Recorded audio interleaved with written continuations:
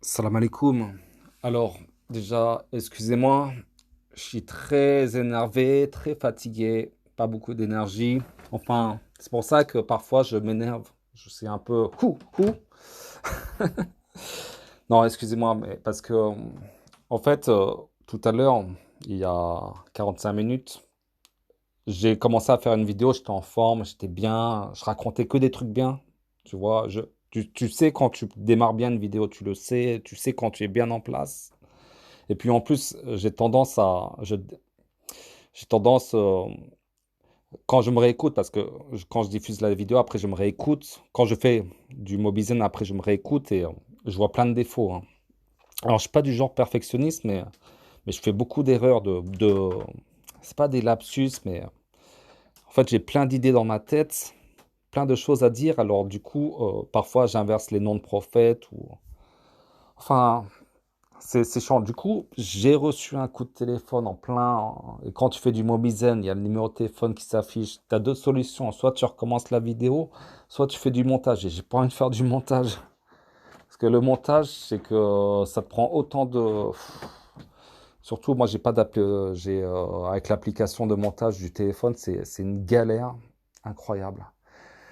Donc, je fais pas beaucoup de vidéos en ce moment parce que j'étudie un thème. Alors le thème, restez bien assis sur votre chaise. Le thème que je vais développer, Inch'Allah, dans deux-trois semaines, en tout cas après les vacances, ça c'est quasiment sûr, c'est que ce soit Moussa ou Youssouf, Joseph ou Moïse, ils n'ont jamais foulé la terre d'Égypte, ok? Voire même aucun prophète, ni Abraham, parce qu'Abraham, dans la Bible, il côtoie des pharaons, ok? En fait, ce n'est pas du tout le cas. Alors, je sais que certains vont tomber dans les pommes, mais c'est pas grave. Prenez un peu de sucre. Bon, avant que j'oublie aussi, allez voir les commentaires de Castillo, Camillo Castillo, excusez-moi, dans cette vidéo présentation de mes Corans, Bible. Parce qu'à la base, je devais les lire. C'est super intéressant, hein. Mais c'est super trop long aussi. Euh, Alors, ce qui est intéressant, c'est que Camus nous raconte qu'il était plus ou moins agnostique et alors j'aimais bien son terme, qu'il était un athée plein d'espoir, il me semble. Ah oui. Euh, Enfin, c'est super intéressant. Et j'aurais bien voulu le lire, mais parce qu'il n'y a pas que ce commentaire, il y a ce commentaire, deux commentaires, trois, quatre commentaires. Et il nous donne aussi sa vision de certains livres bibliques et aussi de Paul. Alors, comme je suis en train d'étudier la thèse égyptienne et aussi encore, je me suis un peu moins attardé dernièrement, mais je m'intéresse toujours aussi au cas de Paul. J'aimerais lancer un message pour ceux qui ont de la tolérance pour Paul, hein, ok? Hein, les biblistes, hein, soi-disant ceux qui sont coranistes, mais en fait qui sont biblistes. Euh, Si vous ne voyez pas, même bien que Paul est super séduisant, hein, ok, et qu'il n'est pas cité dans le Coran, même si Allah cite que Aïssa avait des compagnons, des apôtres, il dit ça, Allah. Bon, mais si vous ne voyez pas que Paul, c'est une douille, hein, c'est que vous n'avez pas l'esprit coranique, vous n'avez pas l'esprit monothéiste pur et dur, Allah seul. Vous avez sûrement en vous du sunnisme encore, ou de l'association, ou du biblisme, hein, de la Trinité, je ne sais quoi. Donc, allez voir les commentaires de Camille. Maintenant, je vais traiter un peu du thème des prophètes n'ont jamais foulé la terre d'Égypte, ni même la Palestine. Parce qu'il y a un gros problème dans les fouilles archéologiques, hein, c'est qu'ils ne trouvent aucun indice, enfin, quelques indices épars,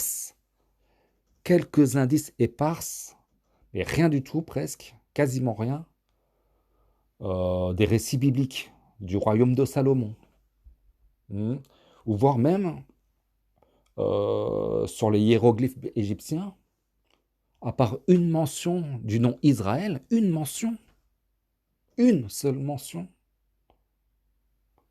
ils ne trouvent pas des récits de Joseph, de Moussa, rien.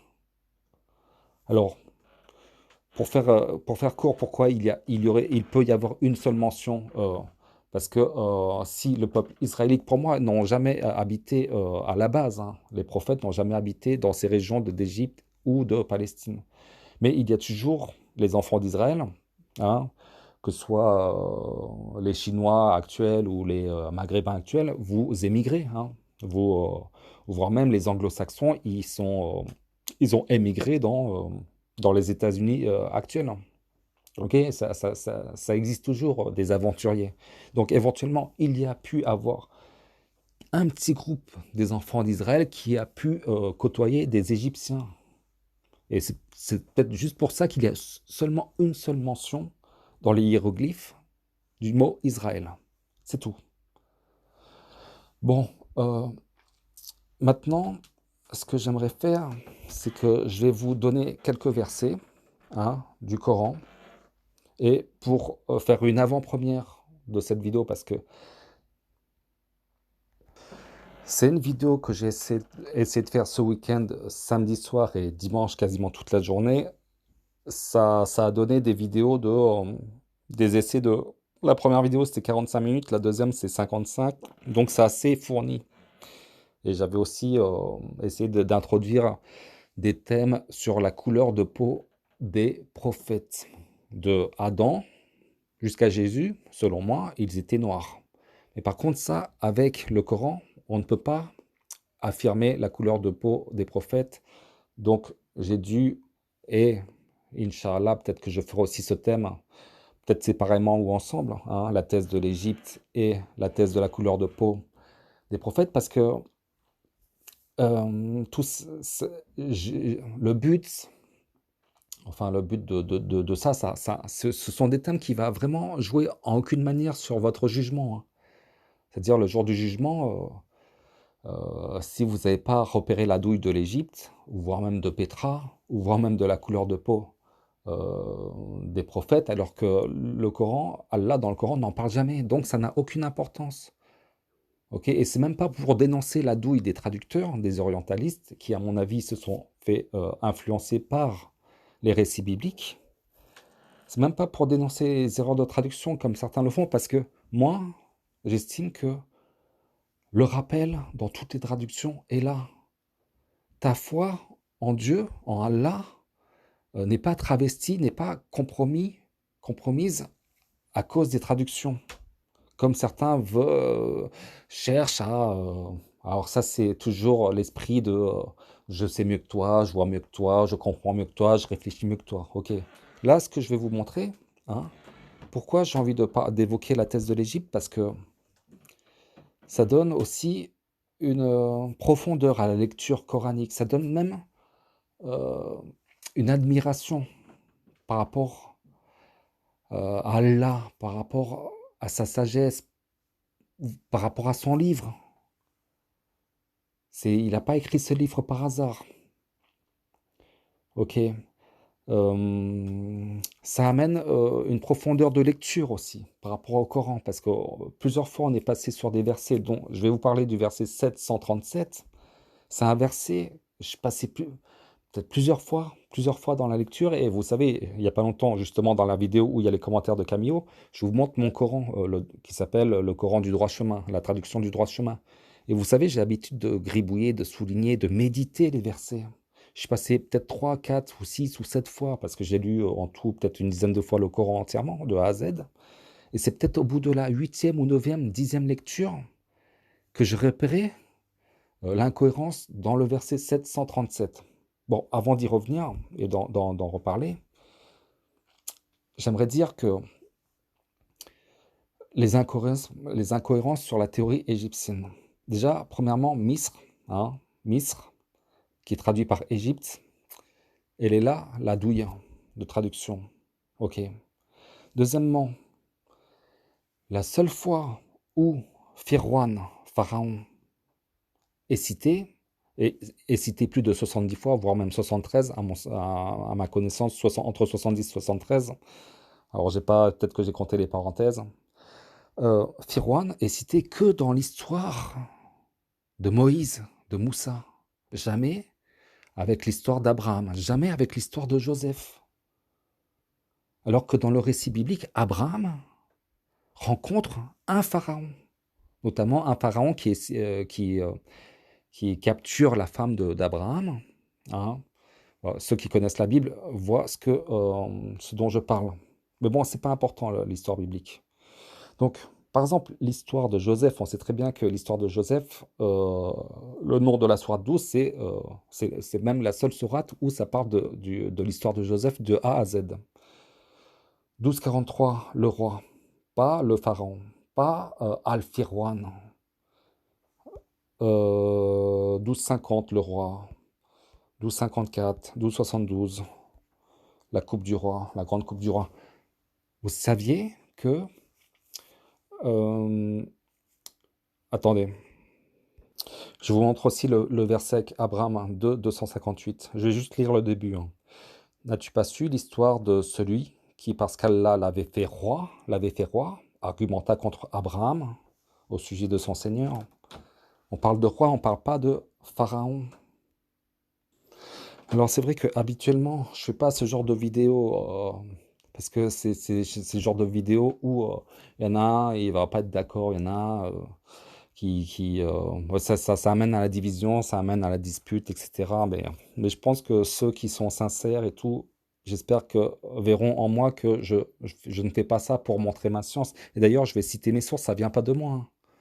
Ça vient pas de moi, ça vient de... Bon, j'ai lu les théories sur la traduction de Sam Gerrans dans ses notes, qui lui-même a lu d'autres livres, que d'ailleurs que je commence à lire, ces autres livres, ces références, hein, il y a des références qu'on peut retrouver sur Internet. Pour ceux qui savent lire l'anglais, c'est le site de Sam Gerrans, coronite.com, et puis c'est Kamal Salibi. Notamment, je commence à lire Search for Pharaoh, c'est en PDF. Ça, c'est mes sources, ok? Je veux être transparent, ça vient pas de mon intelligence. Donc, après, je fais mon développement aussi, mes recherches. Je fais aussi mes propres recherches. Donc, c'est pour ça que ça fait déjà... Je fais beaucoup, beaucoup moins de vidéos parce que j'étudie le sujet. Et puis, bon, même si je suis pas perfectionniste, j'aime pas envoyer des vidéos comme ça à la va-vite.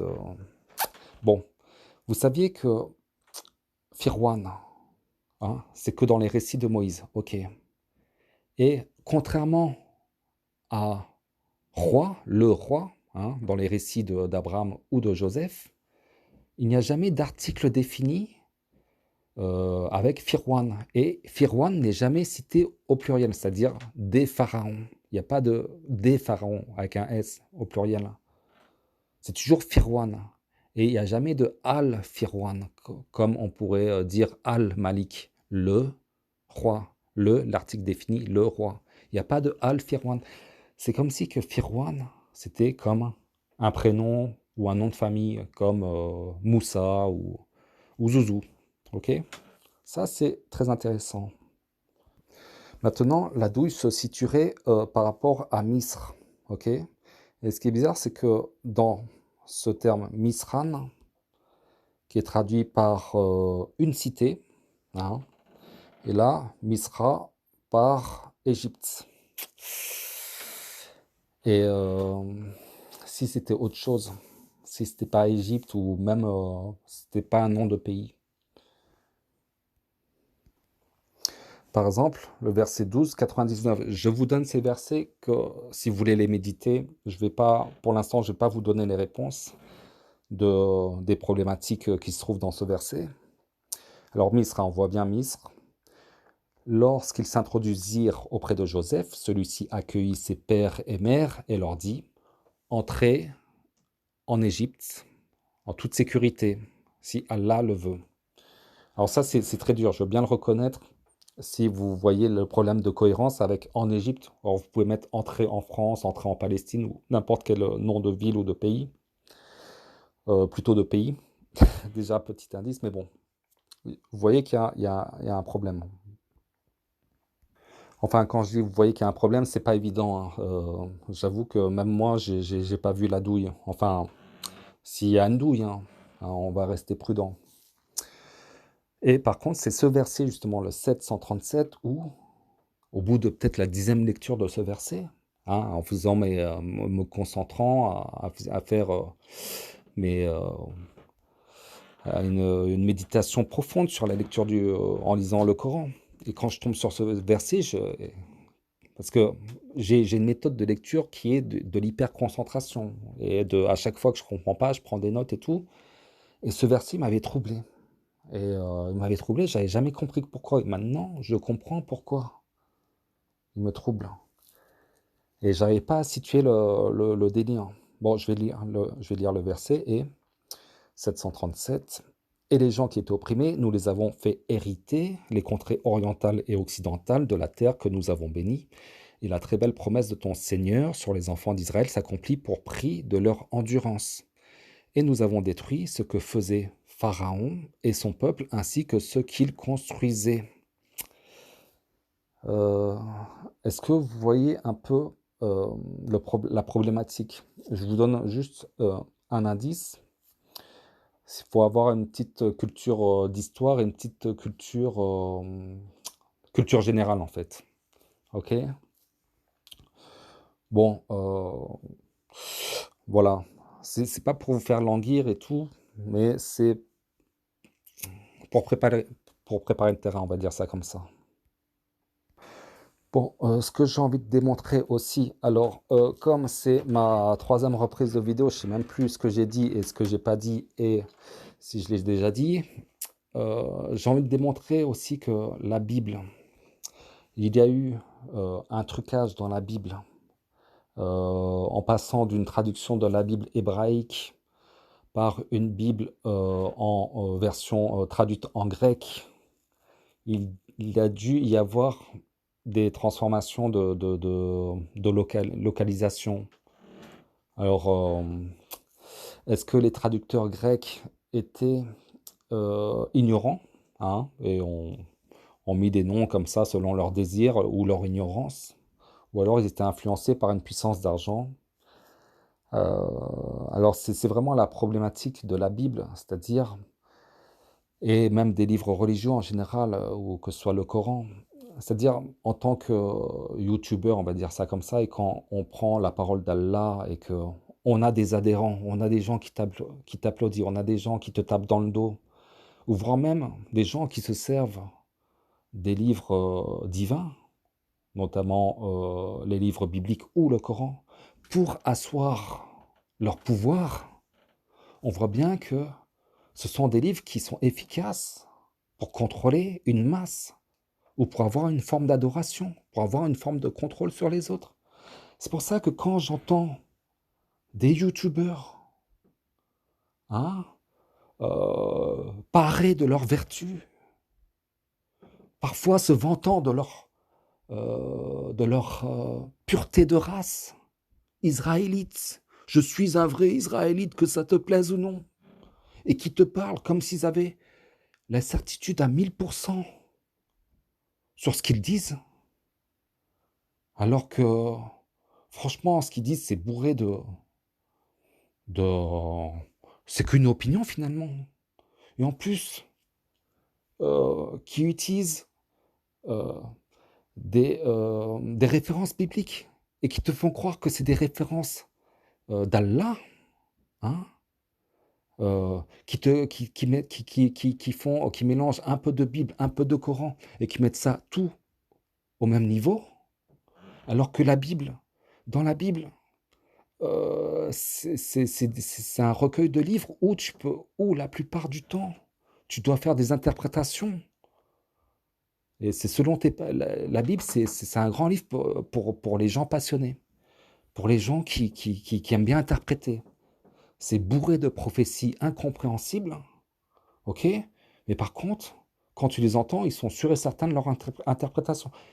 Mais tu es prêt à jouer ton âme sur ce que tu dis? Parce que quand on vous entend, vous jouez votre âme. Aucun respect.